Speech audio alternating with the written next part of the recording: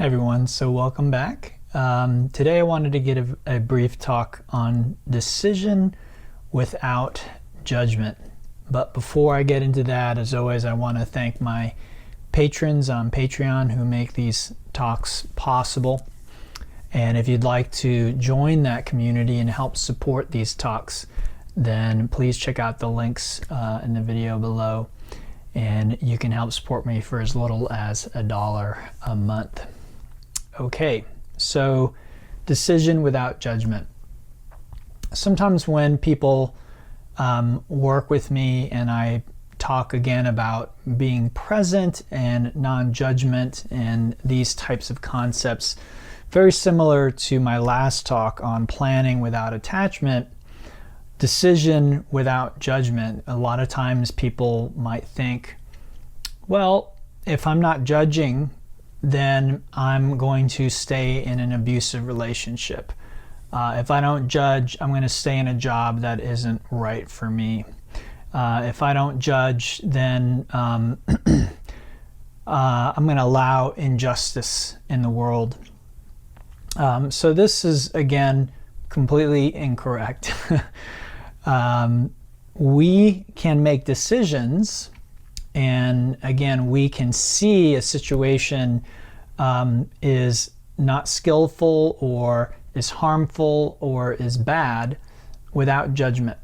So by this, what I mean is judgment comes with a certain kind of weight to it.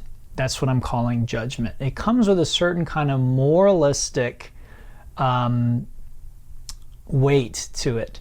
So usually it comes with a sort of top-down approach. So even sometimes when people wake up spiritually, they start looking down at people who they think are not spiritual.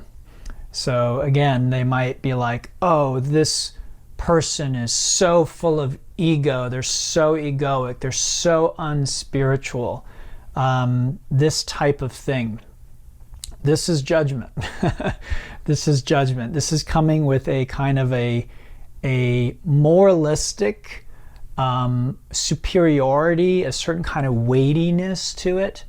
And again, it doesn't have to be about spiritual things. It can be about good and bad or right versus wrong.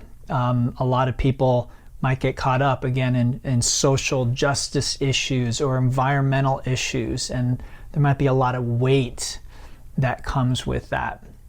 Now again, as I've mentioned in a previous talk, I'm a big proponent of treating the environment right. To me, just my perspective, is we are absolutely abusing our station on this planet.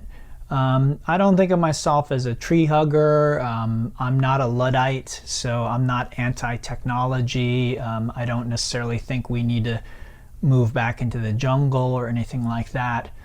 But having said that, I think with more awareness, human beings would live in harmony with nature, and we would co-create with nature and with the planet. Whereas right now, it feels like to me, again, this is just my perspective. So again, one part of being awake, I think, is that we recognize that our perspective is not the only perspective, and it's not necessarily the correct perspective. Okay? So if you think that we haven't taken enough from the planet and we need to take more and the planet's fine, that's fine. I may disagree with you, but I don't think necessarily my opinion is more valid than yours. I would love to speak with you about that and hear your perspective. But my perspective is that we are absolutely abusing our station on this planet. And the planet probably cannot sustain much more.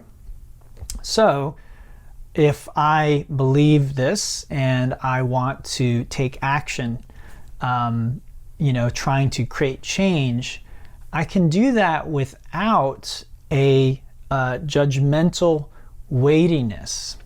I can do that without wagging my finger at people that litter. I can do that without looking down at companies that maybe don't have much of an environmental awareness. So I can make choices. I can try and patronize companies and people who I feel are trying to respect the planet and trying to work in a more circular way. If you look at nature and the way that nature works, everything is circular. So we human beings, we very often, we're not circular. Industry production is linear. For instance, take the camera that I'm speaking on now. This product was designed without any, I'm assuming, so I'm not trying to put down this company, but most products are created without any concern of how are these products then disposed of. So this camera has a shelf life, I don't know, technology like this very often, maybe 2 or 3 years, 5 years. I have no idea how long I'll be using this camera, but I don't expect it's much more than 5 years. The technology, just the rate at which technology changes, this camera is almost going to be disposable. So that's how a lot of technology is. It's sort of like you buy it and you just know you're going to be throwing it out in a few years or giving it away or whatever it is. So how do we work in a way that's circular, where anything that's produced, there is a recognition that this is going to have to return to the planet somehow. We're going to have to dispose of and dissolve these things we're creating. And landfill's not the answer. We can't just keep putting things into landfill. I've heard people suggest about, shooting trash out into outer space. I mean, we're just then depleting our planet. So I don't believe it's beyond the capacity of human beings. I mean, we're so smart. We're so smart. We can do whatever we really put our mind to. And if you look at corporate pay, the people at the top are just making more and more and more and more money, and good for them. Okay, I don't want to hate them or judge on them, but we could take some of that money and we could put it toward trying to figure out how these products get returned to the earth. So every product that is created, it's created with the idea that, well, how does this return to the earth? How are we going to return this to the earth? We don't create products out of substances that the planet cannot break down. And if we do, those substances are manufactured, or the product is disposed of in a way where those substances are reused by human beings, or again dissolved and returned to the planet. The molecules are deconstructed. If we create something in a lab that Mother Nature doesn't know how to break down, then we'll break it down and return it to the earth. So I think this is totally possible. Again, many people think that threatens industry, it threatens economy, it threatens all these things. I don't see any evidence for the truth of that. It may threaten some people's bottom line, but studies have shown that at about $80,000, you're really not increasing your happiness at all, making more money. Your third or fourth home isn't really impacting your happiness very much. Your first home, that might impact your happiness. Your first $80,000, that might really impact your happiness. But 1 million, 2 million, 3 million, a billion, $1 trillion, this isn't really affecting your happiness anymore. Now you're just sort of playing a game, and the money is just a way of maybe keeping score. And maybe you can take that money and put it to good use. Maybe not. I think, millionaires and billionaires, trillionaires are just like anybody else. There's some good ones and there's some bad ones out there. So anyway, to return to today's topic, decision without judgment, this is something I feel very passionate about. And I think that I can feel passionate about it, again, without passing judgment on people with different opinions. It doesn't mean I have to agree with them. Again, I could talk with someone who has a different opinion about me.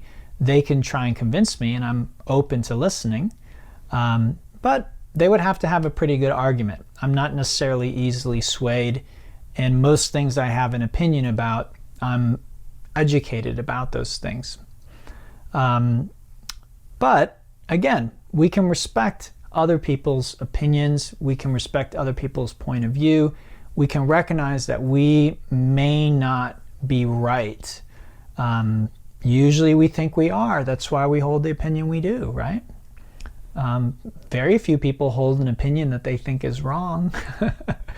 I have an opinion because I think it's wrong. No, almost everyone has their reasons for thinking what they think.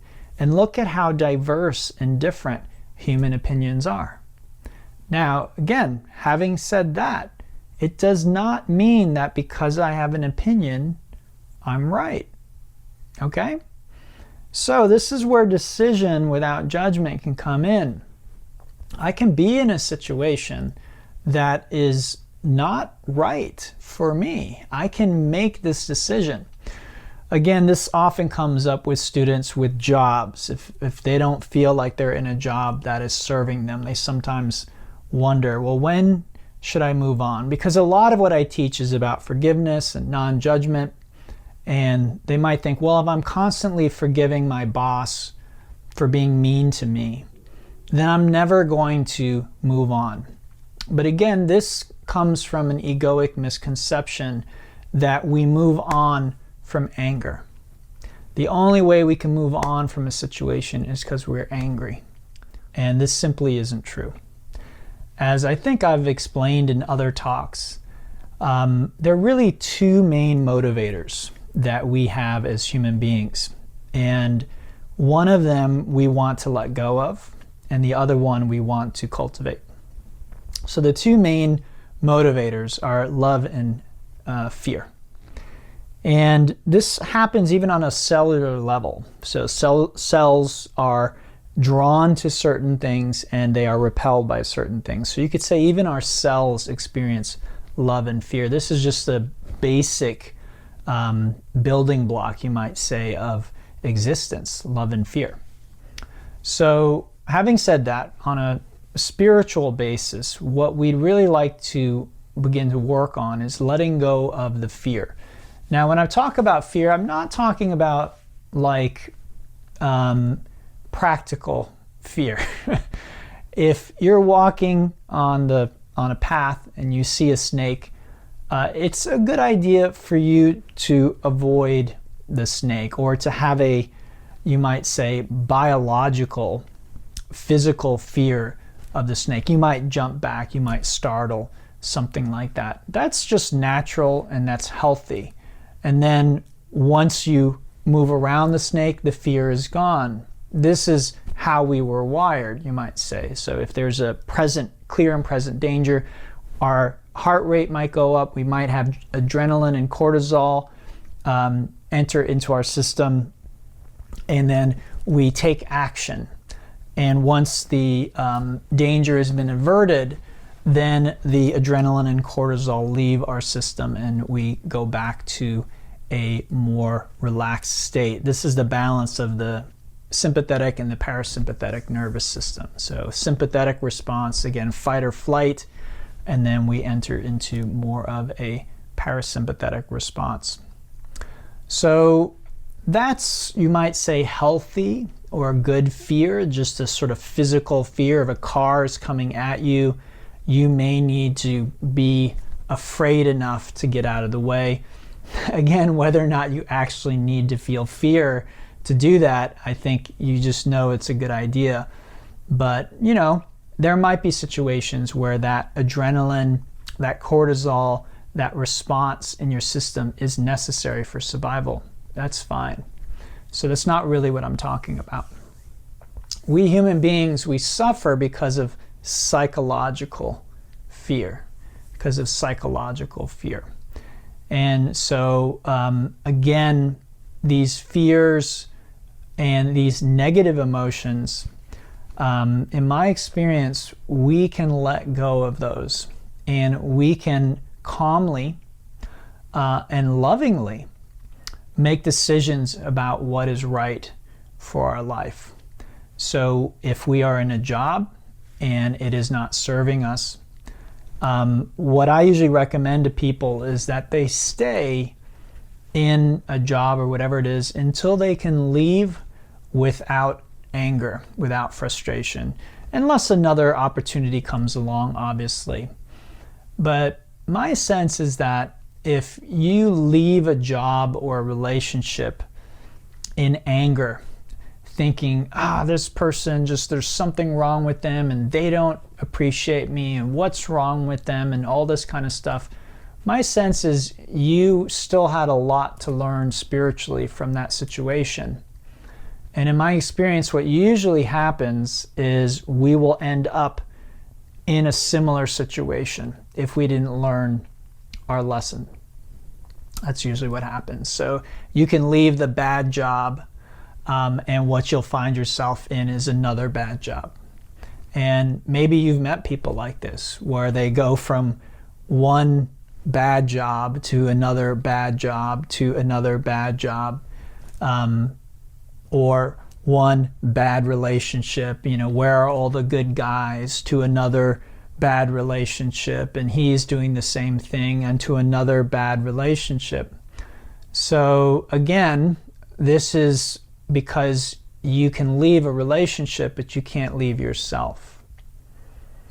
So if you are the one that has the lesson to learn, then that's just going to follow you around in life. And that has much more to do with your perspective than anybody else. I don't want to get too much into it, but generally the way the ego works is through something called projection.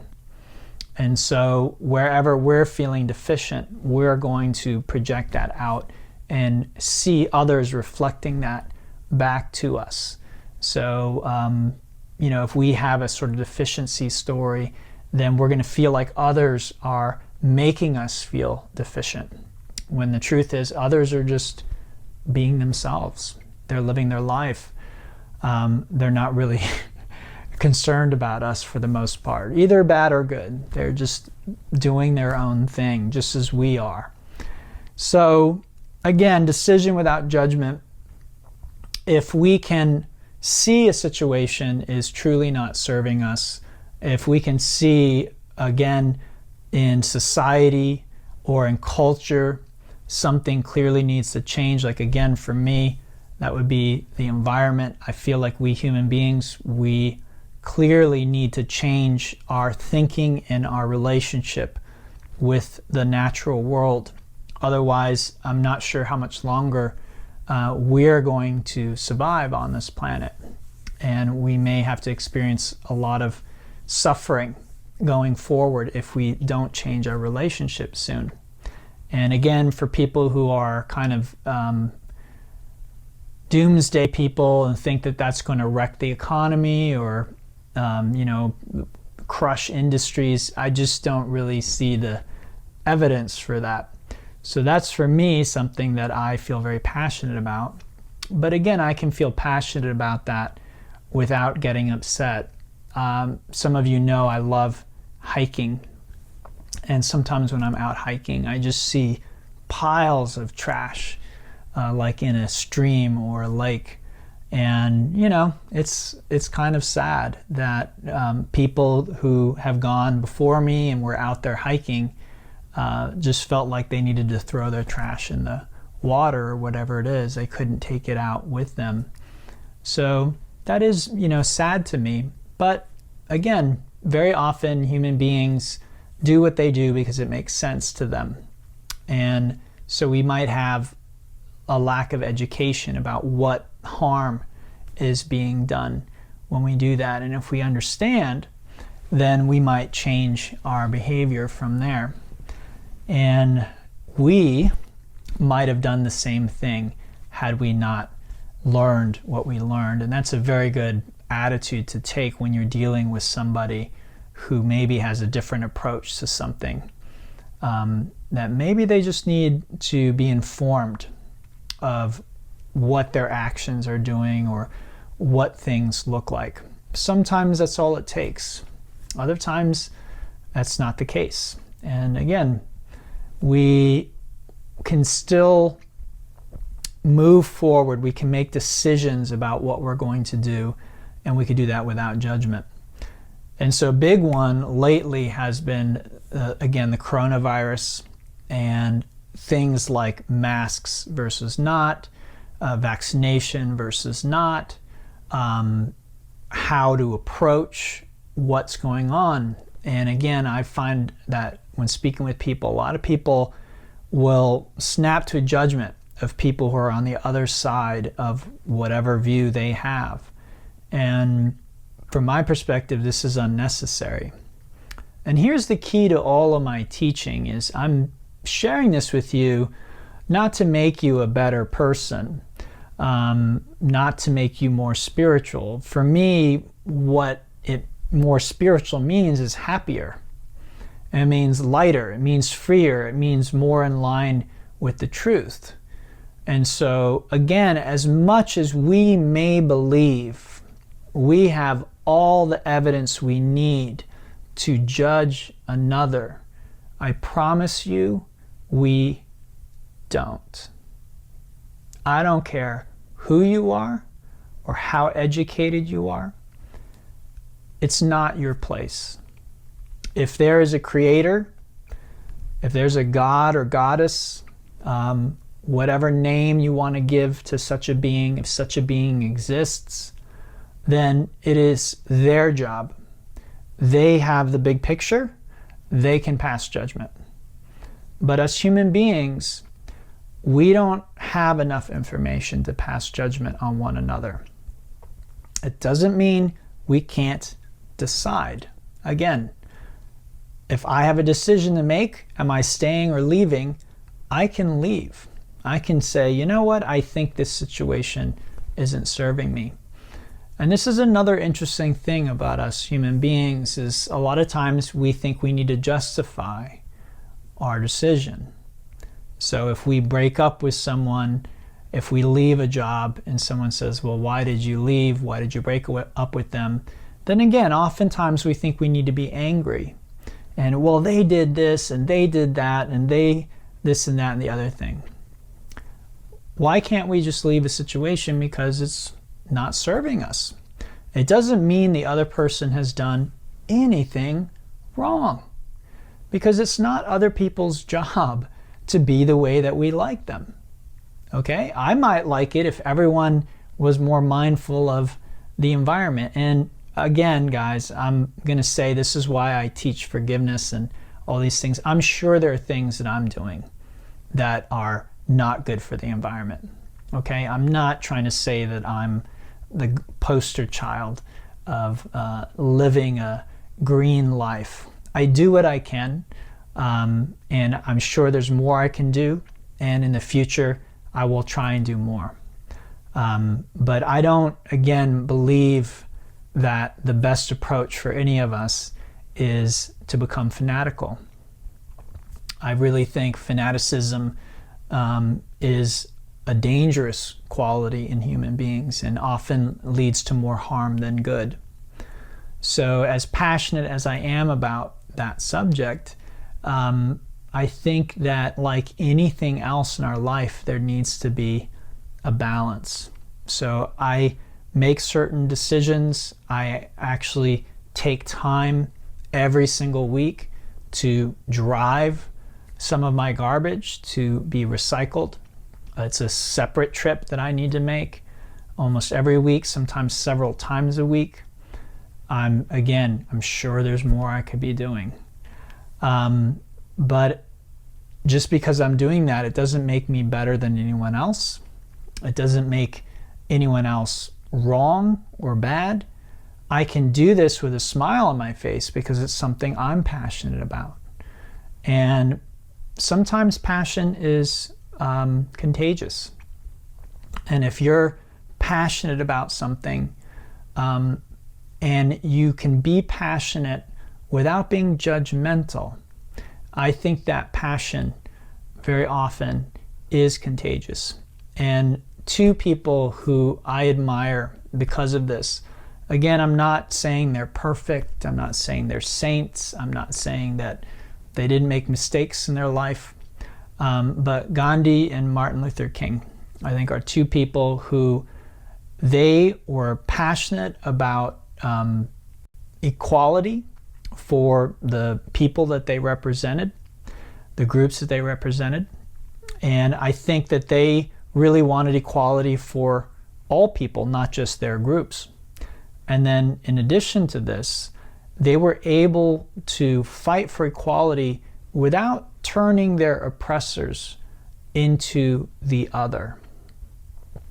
In fact, I would say that their view, for the most part, from what I know about them, and I'm again not an expert, but the sense I get from what I've seen and what I've heard is they actually believed in their oppressors.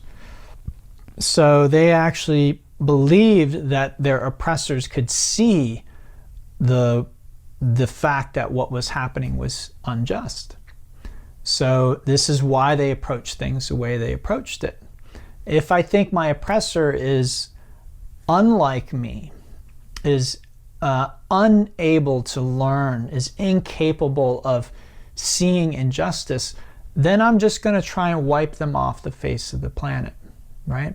I'm just going to want to kill them, destroy them. I'm going to want to oppress them if I can.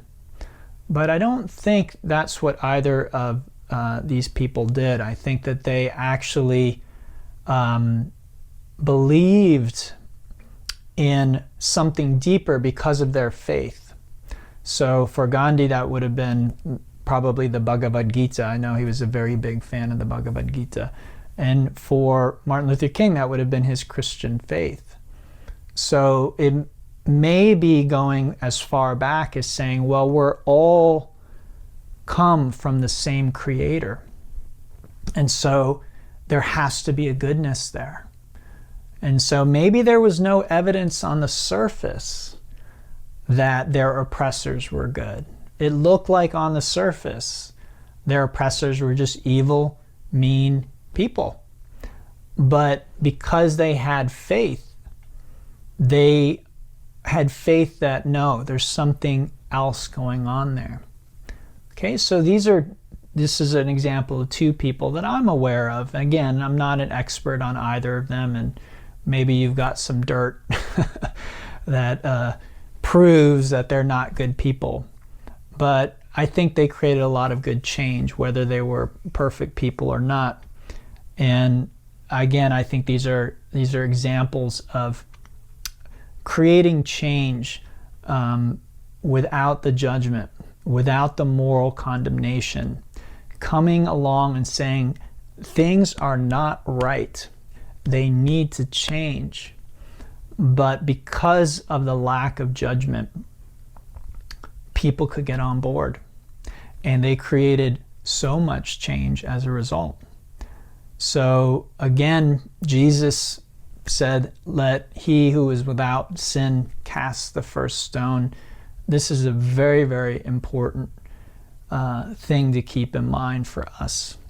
And very often when we're judging others, when we're coming down hard on others, again, very often this is the ego at work with projection. So we are condemning in others something we're afraid of in ourselves. And this is usually unconscious. So something to keep in mind. If you are down on other people, if you find yourself disgusted by certain people, certain attitudes, certain groups, then I would take a really good hard look at yourself, because chances are there's something there that you don't approve of in yourself. So anyway, everyone, I hope this was helpful. Decision without judgment. We can create change in the world. We can leave situations that are not good for us. But my recommendation, again, is we move on and we leave situations with love and compassion in our heart, not condemnation, not indignation. not looking down on the people that we may be parting ways with. We can have differences of opinion, and we can even decide that we need to stay away from certain people or certain groups because perhaps a situation is toxic or dysfunctional. But again, we want to be careful about blaming the other person for that toxicity or that dysfunction. I think it takes two to tango. So we might want to say, if we're leaving a dysfunctional situation, okay, I'm leaving this situation because it's dysfunctional, and I know that I play my part in that. I know I play my part in that. So there's a recognition that, we're also creating the dysfunction. It's not the fault of the other person necessarily. And again, all of this is advice as a practice. It's something that you can practice in your life. And again, it is to help you live a happier, freer life that's more in line with the truth, and to avoid the pitfalls of the ego and strengthening your ego. And again, if you are a student of mine, you understand more ego basically means more suffering. This is why we want to notice what strengthens the ego and basically try and avoid doing those things, because we're simply going to create more suffering for ourselves. So again, I don't look at people who have a lot of ego and, such a shame, God, you're so egoic, what's wrong with you? Again, that would just be my ego doing that.